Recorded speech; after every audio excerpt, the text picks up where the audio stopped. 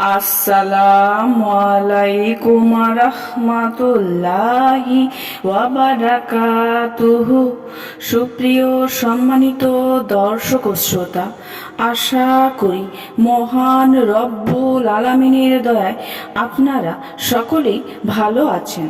সুপ্রিয় সম্মানিত দর্শক ও শ্রোতা, আজকে হযরত আব্দুল্লাহ ইবনে আব্বাস রাদিয়াল্লাহু তাআলা আনহু থেকে একটি ঘটনা বর্ণনা করব। ঘটনার শিরোনাম হচ্ছে তিনটি বিশেষ কথা। সুপ্রিয় সম্মানিত দর্শক ও শ্রোতা, আপনাদের নিকট অনুরোধ থাকবে ঘটনাটি শেষ পর্যন্ত শোনার।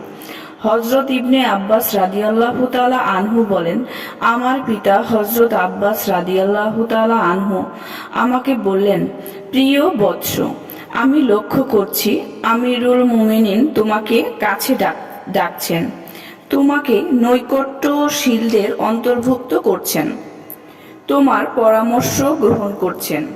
তাই তুমি আমার তিনটি কথা সর্বদাই স্মরণ রাখবে। নাম্বার 1, সর্বদা আল্লাহকে ভয় করবে।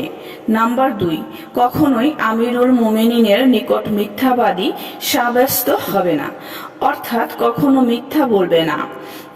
3 নাম্বার, তার কোনো গোপন বিষয় প্রকাশ করবে না, তার নিকট কারো গীবত করবে না।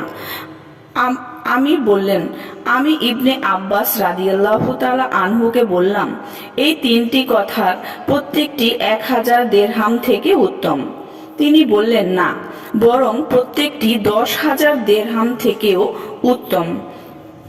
শাবি রাহমাতুল্লাহি আলাইহি বর্ণনায় এভাবে রয়েছে যে হযরত আব্বাস রাদিয়াল্লাহু তাআলা আনহু তার ছেলেকে বললেন, আমি দেখতে পাচ্ছি আমিরুল মুমিনিন তোমাকে বড় সম্মান দিচ্ছেন, তোমাকে তার নিকটে বসাচ্ছেন, আর তোমাকে সে সকল মর্যাদাবান সাহাবীদের অন্তর্ভুক্ত করছেন যাদের সমতুল্য তুমি নও।